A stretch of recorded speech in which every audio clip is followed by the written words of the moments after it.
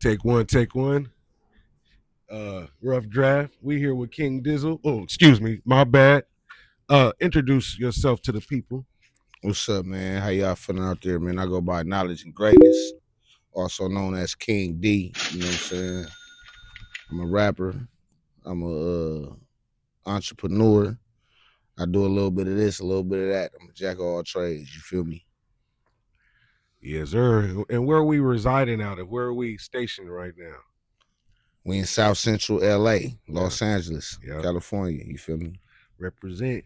Rep your set. The 80s to be exact. You feel Yes, me? sir. Yes, sir. 83rd Street, Florence and Normandy. You know what I'm saying? Anybody that know. You know where that area is. You know what I'm saying? Notorious Yeah, area. man.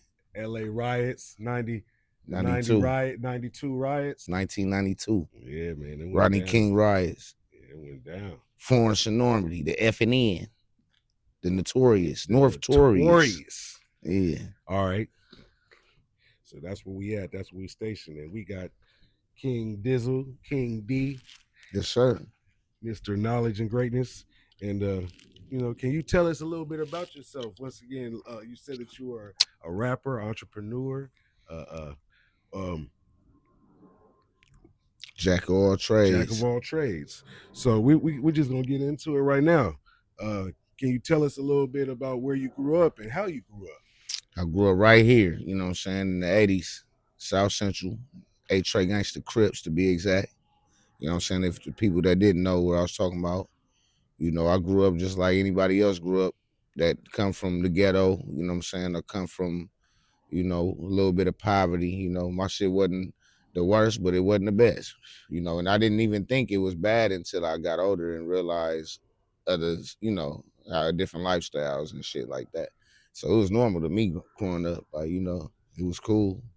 Everything was lovely. Like, even I remember having candles and stuff. Like, we ain't had no lights and stuff, and we made like it was a fun time. It was dark as hell, but it was fun. Like, we playing games and all kind of stuff. Like, me and moms, like, we was doing all kind of crazy stuff in the dark, and not knowing that was like a time of that's not cool. Your lights is out. You feel me? Like, right. But she, yeah, we made the best out of everything and make it a good time. Yeah. Righteous. That's always a wonderful thing. It's funny that you said that, but we didn't have too many of those times. But I do remember a few times the light went out and we rocking candles for a few days until Pops went down there and paid the bill. Yeah. You know what I mean? So it is what it is. Yeah. Shoot, what was your family like growing up? What was your family life? Oh man, I was the only child, so it was just really me and my mama for the most part.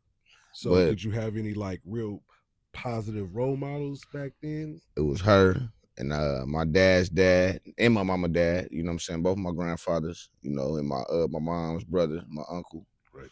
You know, they was like for sure, like far as the male figures. You know what I'm saying, in my life.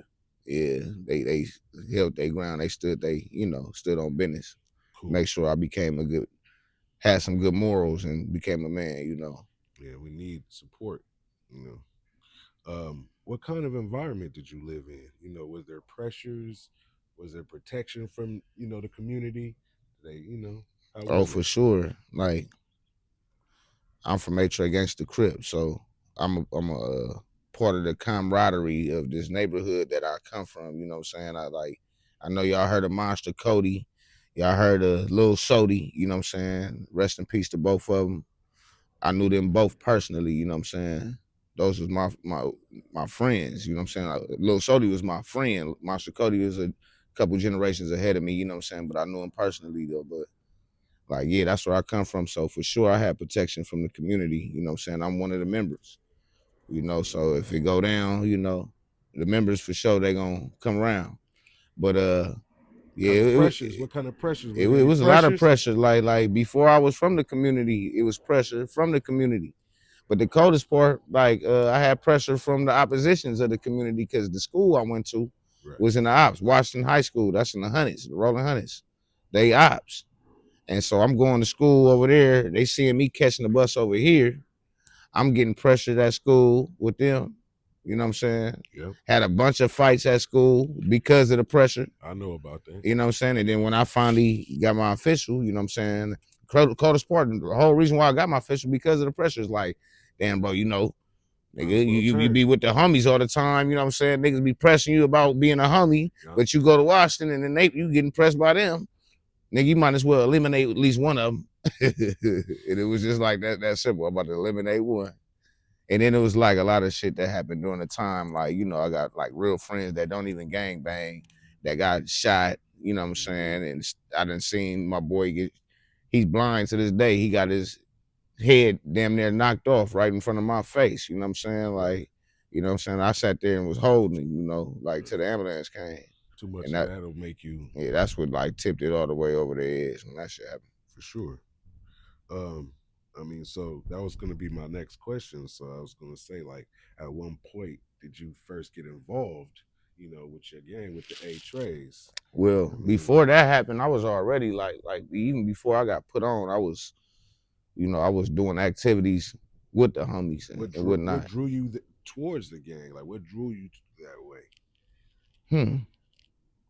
Just knowing guys from around the way, like you know what I'm saying. Growing up over here, like you gonna run into gang bangers all the time, and then I just end up building relationships with them by being like, they was like, damn, nigga. They used to always say, like, nigga, you need to be from the set, bro. We need you. Like, you like, cause I was always like a live wire, you know, like since a youngin. I was the only child. I felt like I was, you know, the So man you of the felt like house. you were needed. You felt. Yeah. Did you feel like you know, It it was come a deep. It choice or come was it deep. like survival It type come deep thing? before the streets. Like I said, like I went, man, and I had a situation. I had to shoot my mama boyfriend at 11 years old. You know what I'm saying? Like 10, 11 years old. So I was like the man of the house since then. And this was before gang banging, anything gang banging. You know what I'm saying? Like this is way back when, you know. Yeah. He was hitting on my mama, and my mama had a little 38, and I knew, or it was his 38 really.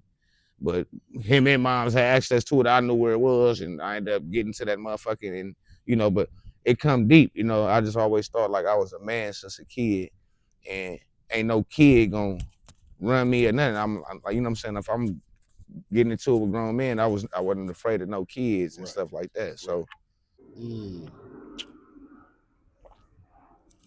All right. This one was a different one. How did your view of the gang change over time? what you mean? Like growing older, do you? I know it's always going to be the same for you. Like you never going to not love your section, but how has it changed for you? Like your feelings towards the people, the area. Is it, you know? I mean, do you feel like it's getting better? Do you feel like the hood is getting watered down? Do you feel like I don't know? It it's a broad question. So Well, my love for the hood, the set, you know what I'm saying, ain't never changed. You know what I'm saying? They ain't gonna never change. You know what I'm saying? Nigga gonna once I, you know what I'm saying, once I gave my life to this shit, it's still death though, you know what I'm saying, type shit. It's for real. And that ain't gonna never change. But I do see a change in the streets, and I can't just say my set. I just say the streets, period. You know what I'm saying? Speak. I see the change in the streets for like the internet. Like when I was coming up, like the internet had just started, really. Like, you know what I'm saying? Like it was just getting cracking, MySpace and, you know, AIM and all that crazy shit before this crazy shit. You feel me? Yep. It wasn't hardly as crazy. Facebook before, you know what I'm saying? Like I remember Twitter before it was all raunchy. Popping. Right. You know what I'm saying? Me But too. like, yeah, like, you know, I see the streets in the whole changing, not just my set. Yeah. So no, my love for the set would never change, but my love for the streets for sure have changed. Righteous. And if you want me to elaborate clearly on that, uh, all this shit is more watered down than from what I came. All the rules that I came up under, it's like damn, they don't even exist no more. Right? You know what I'm saying? We all right. How can I break it down real simple? This is what I want. This is what I'm looking for. The meat and the potatoes. I'm 36, right? Yes, sir. Nigga been for the set since I was like 15 years old. You know what I'm saying? So at the end of the day, allegedly, or however y'all want to take this, you know what I'm saying? How can I say this? It's like 20-year cold cases since my, you know what I'm saying, my career in these streets. You got 20-year cold cases when these youngsters get caught up in like 20 days, 20 hours because they antics. We believe in moving silent, gangsters moving silent, take shit to the grave. You know what I'm saying? You go holler at the higher power about you know what I'm saying? You deal with your consequences then, or you deal with that shit with the Lord. These niggas nowadays, they trying to deal with the public with it. And then calling everybody snitching, saying all these niggas is telling. No, bro, you yourself is exhibit A, B, and C, sir. Your ass probably put the person who you call telling, you the one who put them in the whole situation from the fucking shit you already done said. It be shit like that going on nowadays. So yeah, my whole love for the streets and the morals, I feel like the morals of the streets is gone. So my love for the set ain't gonna never leave. But my love for the streets, a lot of it is left because you got rats. You got rats out here that's famous now. What's the nigga name? Woody, 6ix9ine, Gunna, Charleston White. The list goes on. These niggas is famous and You're right. popping. They got motion. It's glorified now. And You even got niggas like Larry Hoover, King David. You know what I'm saying? You got real niggas that's still in jail right now, bro. That stood to the code. So what code did the code really exist in the first place? If rats is on the streets and niggas, real niggas is, you spoke on it. Honestly, you spoke about how these youngsters looking for a validation. They go on there talking the most. They don't even realize the things that they saying on these interviews and the things that they just admitting on camera is exhibit A, B, and C, like you just said. And like I said, a lot of things that people say they don't even know that they only you're talking yourself into a hole. Yeah, they not only fucking up their life and their future, but you implementing people around you, idiot. And then you gonna call that person a snitch. Right. When you had you the one who's implemented this person in, who really the snitch. But it's a lot of shit that go on nowadays, bro. Right. If niggas just stay silent, none of that shit happen. Whatever happened to I need a lawyer. Yeah. Whatever happened with I'm gonna die with my secrets. Yeah, like I said, take it to the grave. Take it to the grave. But I got one. What were some of the hardest things that you've experienced being part? Man, let me tell you, man, life, just waking up in general. Just waking up as a black man, that's hard out here in LA. You know what I'm saying? You know, you got, especially with responsibilities, it's a lot of niggas that wake up with no responsibilities. But if you a black man waking up with bills, rent, mortgage, you know what I'm saying? You got to put gas in the car, you got insurance, you got, you know what I'm saying? You got kids, whatever. That right there itself is very hard. And coming up, like I said, before I even had kids and responsibilities, just waking up in my skin, hard as a bitch, you know what I'm saying? Hard as a bitch. And I remember times that the police didn't hop the crash unit. We call them crash unit out here. A lot of people around the states call them jump out boys. But we call them crash unit, man. There's been times crash unit just bounce out on me. I got a whole backpack on me.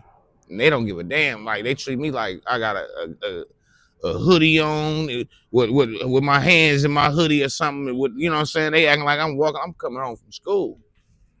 They bounce out, slam me all on the ground, check my backpack, see ain't nothing but books in there. And, you know, I didn't even know my rights back then. So I'm thinking this is normal. That's harassment. I could have had lawsuits and shit going on, you know. Officer Mendoza, you know who you is. LAPD. Now, are there any moments that you are proud of? You know what I mean? It didn't even gotta necessarily be within the, you know, the moments that I'm proud of. Yeah. Hell yeah. I'm 36 years old, and I lived in the real South Central, not the shit that everybody talk about Hollywood. This, a lot of people think Compton, Watts, Long Beach, and LA is the same. No, it's not. I'm really from South Central. I could tell you the geographic difference, and I could tell you ain't nothing Hollywood about South Central. I'm from the real South Central. I'm down the street from Nipsey Hussle, and I'm down the street from Schoolboy Q. But I'm the Crip part of it. That's the Hoover. He a Crip too, but I'm the gangster Crip part of it. I'm the other side that they don't talk about, the dark side, the people that they don't shed the light on. You know what I'm saying? I come from that side. You know what I'm saying? And we got a whole lot of history over here. Like, we really started this West Side Crip shit. You know what I'm saying? Tookie was from the set. You know what I'm saying? Monster Cody, y'all, you know what I'm saying? Like, y'all, everybody, I'm quite sure most of the people in the world or in America know about Monster Cody if you from any type of ghetto. But I'm proud of that. And I'm proud of this moment right here. I'm proud to, you know what I'm saying, shed light on this. You know what I'm saying? What are some of the biggest misconceptions people have? Misconceptions that gangbangers is terrorists. Gangbangers don't give a fuck about their own kind and all that shit. Like, the average stereotype you hear about gangbanging. Like, man, what? Man, I know, man, every nigga that gangbang that's from my set, every single person that gangbang that got kids from my set that I fuck with, that I know, nigga, them niggas is stand-up niggas. They take care of their kids. Sometimes they have bad situations with baby moms and stuff like that, and they have problems with the baby mamas. It's never a problem with the kids. It's never a problem with taking care of their kids. It'd be the baby mamas, if any problem. But that's across the globe. That's across everywhere. You ain't got to be a gangbang. There's a lot of non-gangbangers on child support and going through it with baby moms and shit too. So that's a misconception. We love human beings. We don't.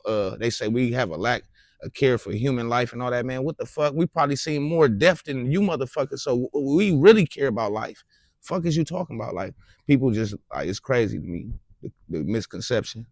Come talk to us, come holler at us, and you can see the real. So that was what I was gonna ask. Do you feel like society gives people, you know what I mean, like gangsters a real chance, you know what I mean, to change? Nope.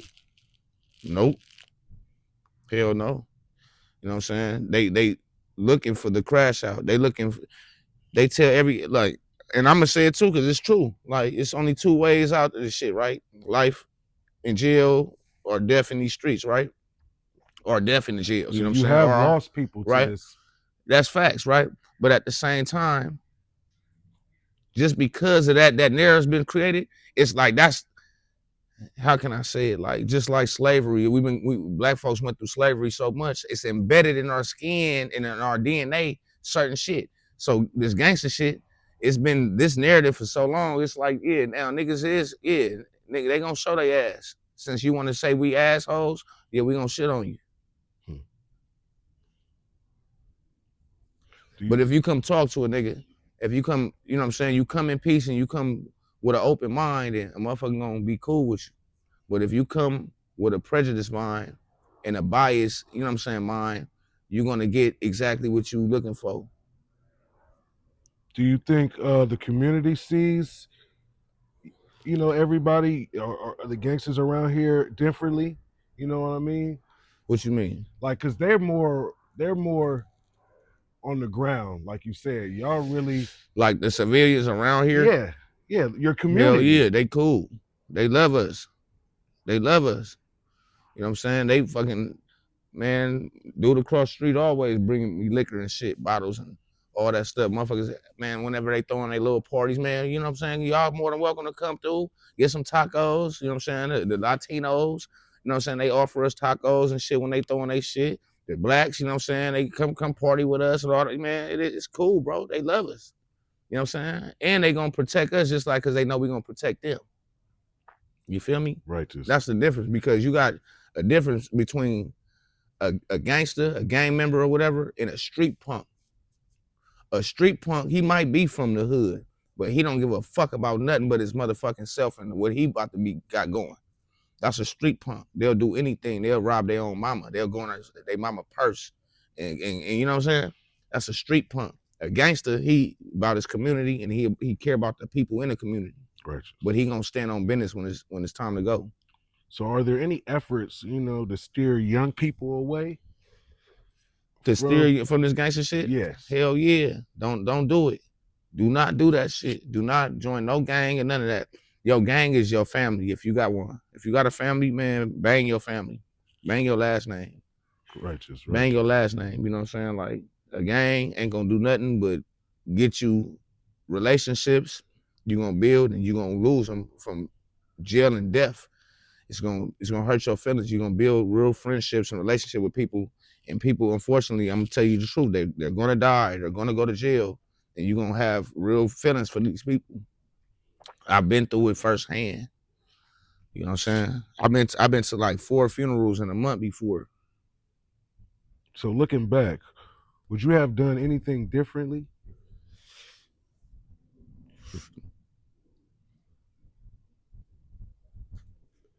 Nope. Because everything that I've been through made me who I am today. If I wouldn't have been through what I've been through, I couldn't be saying these words to you right now. Righteous. And what are you focused on right now in life? Focus on taking care of my kids. I miss my son. Shout out to King Solomon. You know what I'm saying? I ain't seen him in like 2 years.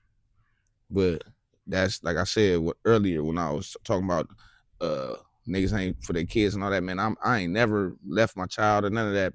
My baby mama and me had a disconnection.